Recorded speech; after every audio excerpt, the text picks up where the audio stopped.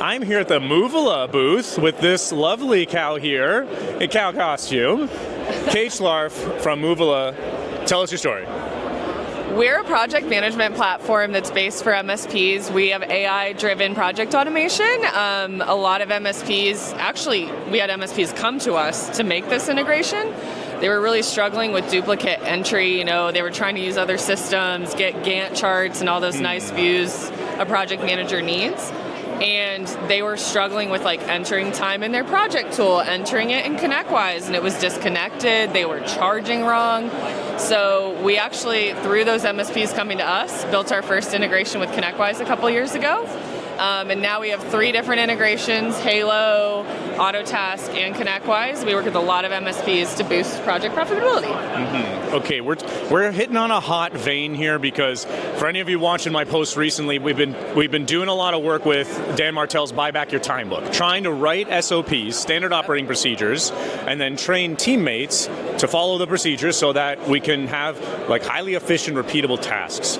I struggled because right now I'm writing those SOPs in Google Docs, which is just a regular document where I have bullet points. And then when I assign a task, I'm using Monday.com right now. I'm wincing saying this because I know it's not great. I'm using Monday.com, which just assigns the task, for example, this event. You showed me in your sample, and even I have an event, we're going to an event, the subtasks are book the flights, book the hotel, pack the gear, plan the content, and then afterwards is process all the content posts. So all of these are different SOPs. The Monday stuff, task tracking, is not working for me. Doing it in Google Docs is fine for recording it, but I get no transparency on when my teammate completes the task. And that's the big Did they part. follow? So how are you doing that? So Movila operates on what we call a handshake method. So when you get assigned a task, there's actually, it looks like a little handshake, and you have to accept or decline the task. So there's no oh, boss, I didn't see that. I didn't know I was supposed to do that. Someone has to actually click to accept the task, which is a big thing for MSPs. You're trying to do that for scheduling a booth. Maybe you have someone buying your flights or something, helping you with that. Yeah. If they don't hit accept and they don't buy you the flights, that's a huge deal. That can be a cost crater for you planning shows. The same thing's true for MSPs. The cable didn't get ordered. If the customer didn't give approval on a switchover date, that's a huge thing. So having that handshake really allows that mutual, I know I'm supposed to be doing this task, and then you can follow the progress on the task, and you're actually checking it complete when you're done. Yeah. What I saw in your little demo was you have the templates, which are my SOPs. Yes. So I have the class is SOP book an event, right? That's the class. The unique object is the channel partners object within that class. Yes. And then I want to see, so that's going to have 12 standardized tasks in the SOP. I want to see that version of the SOP executed by my team members so I can see they actually did book this flight, and then when they processed the videos, they went to this link, that kind of thing. Is that all in Movila?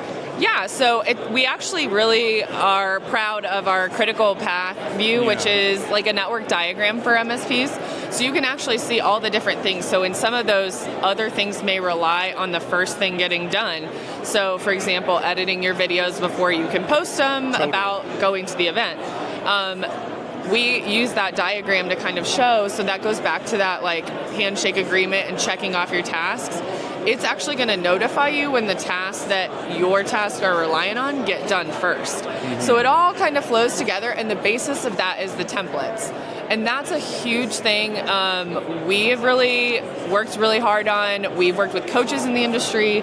We're really making sure that we have kind of best-in-class template building. Yeah. And coming soon, we're going to be working on having best-in-class templates for MSPs from some of the top coaches and different programs in the industry, because we what know. What kind of coaches name drop for us? I can't drop any names, that's but we're confidential.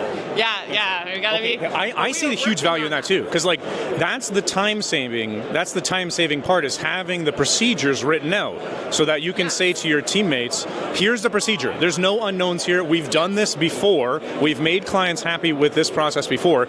Just have faith and stick to this process." Exactly, and all you have to do is follow it, and it's a best in class. class. So what we're going to be doing when we bring the templates is working with best in class, but maybe your MSP already knows, and you can move your templates over from the PSA, but it has that standard SOP. And then another feature we have is called Template Analytics, where you can actually improve those SOPs over time and see how does it perform. Am I constantly escalating this one task from a tier 1 to a tier 3?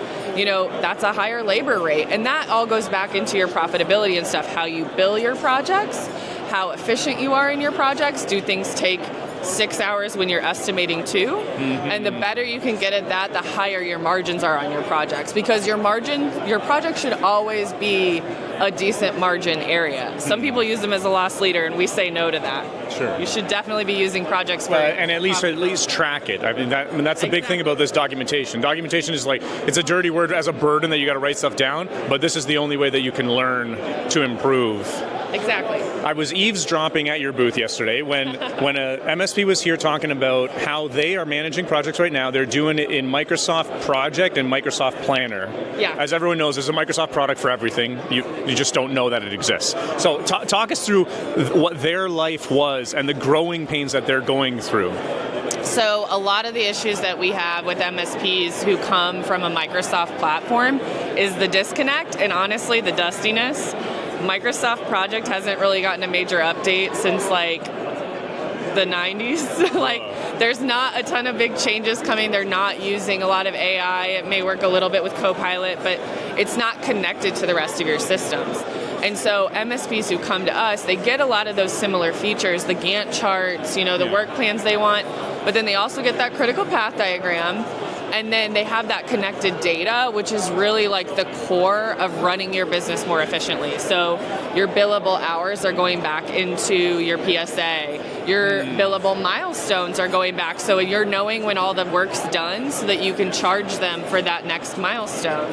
You're seeing that stuff, and it's, we like to say garbage in, garbage out. By having it be one continuous integration going back and forth between your PSA and the projects, you don't have to worry about that double entry and someone miskeying their hours or anything like that. You can be super efficient in how you manage it. And you can't get that with Microsoft because they don't integrate with any of the PSAs that way for projects.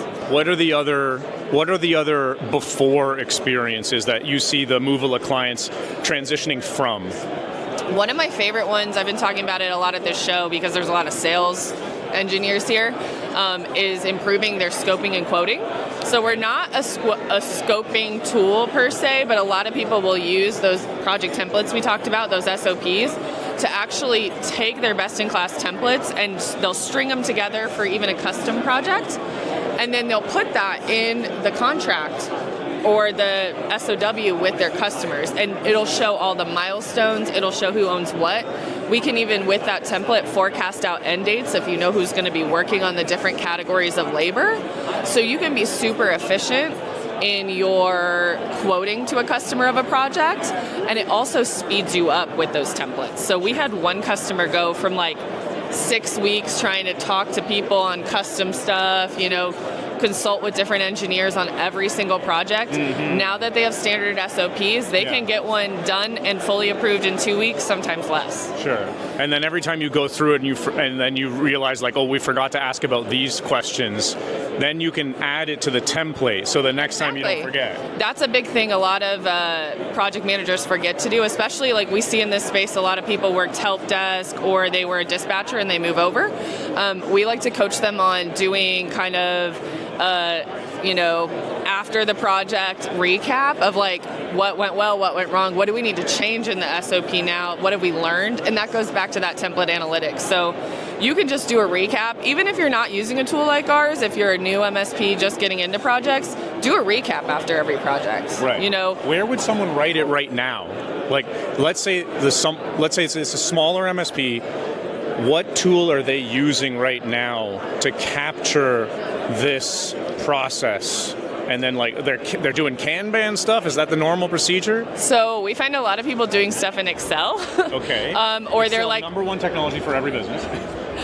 Or they're writing it out in a Word doc and pasting it all together. Like my Google Doc. They may ask ChatGPT, write me a project scope, but they don't have this is truly how everything flows in our process, and then they're rebuilding it every time, Right. which is why that quoting is taking so long. Right. And that's the real failure, is the rebuilding every time, the relearning every time, because in that process you're going to forget the best practices that you just learned and paid for. And that's where like the SOP, the living document of the SOP comes in, is like every time you go through it, you can update the template with notes. Exactly. So you can actually put notes in your project, and then you can go back to the template, and you can either put notes for the team, or what our AI does is it'll actually recommend for you changes based on how it's seeing you run your projects over time.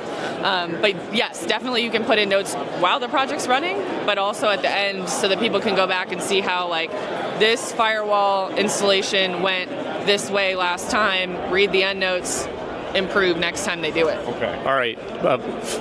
Killer question here. Are you drinking the Kool-Aid, Kate? Are you using Movula for your role at Movula?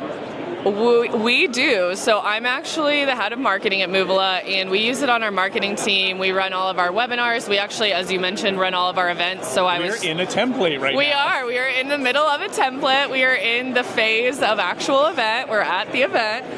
But we do use it ourselves in-house. We also use it to onboard all of our clients. So we're running programs. So I could hop into my Movula right now and see all of our new onboarding template. Absolutely. Yeah, that's one of our top use cases. Totally. But yes, we use it at Movula ourselves for all of our different departments and categories. Okay. Yes, I should be using, like, my onboarding process for my clients out there. It's a learning process. My onboarding process is in constant improvement, because every time I go through it with a new person, I think of a better way to do it, and then I write it in my Google Doc. And then I have to remember to go to the Google Doc the next. It's very unstructured. Which version you're in, the right I don't place. like it. Yeah. And, like, I got a bunch of comments in the Google. I just don't like it. That's why I'm so attracted to coming to this booth. Like, I'm looking for a better SOP management experience, and that's what I'm hearing from you.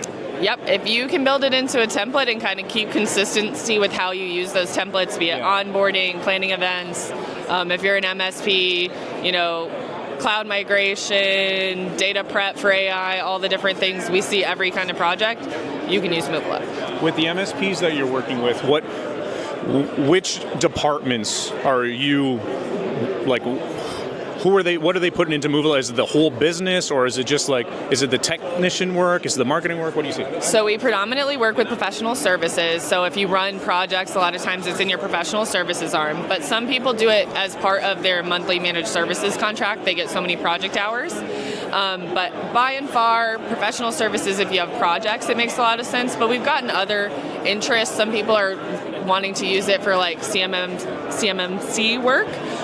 So like their cybersecurity deployments or compliance, they'll just write their SOPs for that and then run it in Movula. Effectively, any task that you do more than once is what you're saying. Exactly. What's the most common SOP that you've seen? Now, this is SOP analytics. What's the most common MSP, SOP, pardon the acronyms, that you've seen? So I feel like I'm the wrong person. This is definitely a question for our channel guy, Louis Bagdonis. However, I'm going to say probably onboarding, because a lot of our people are trying to standardize and create a better customer experience when they come to Movula, since customers can come in the tool.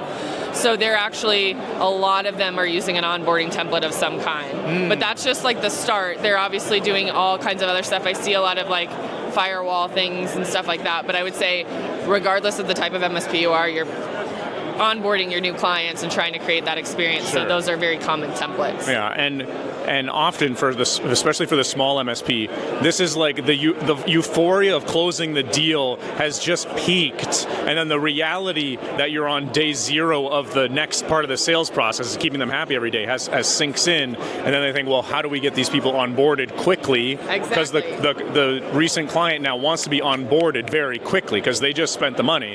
Exactly. It's a great pain point to fix with SOPs. Yeah. Clients want that transparency. That's a big part of what we're trying to do. We're not a client portal by any means, but getting to share with them, the tasks that they own, what the project looks like, getting them through efficiently on onboarding and just through any type of project is really, it's helping our customers have higher CSAT scores for their projects with their clients, which brings them back for more and bigger projects. And then you ask, who else do you know that we can make happy? And that's how you turn one happy client into more happy clients. Referrals. There we go. Okay, cool. All right, the burning question on everyone's mind is, where's this name Movula come from? So Muvula is actually the name of an herb. It's an herb that eases pain and kind of helps with movement and processing things through. So we're trying to ease the pain in your project. So that's where it came from. But the cows came from the channel because we had a lot of demand from people like, why, if it starts with Moo, are you not using that? So we had to honor the people. You should be handing out little jugs of milk to people. I've been asked that a couple times today, actually. That's so fun. Great branding. Okay, fantastic. Kate Schlarf, head of marketing at Muvula. Fantastic. And looking great in this awesome costume here at the Channel Partners Expo in Las Vegas, Nevada.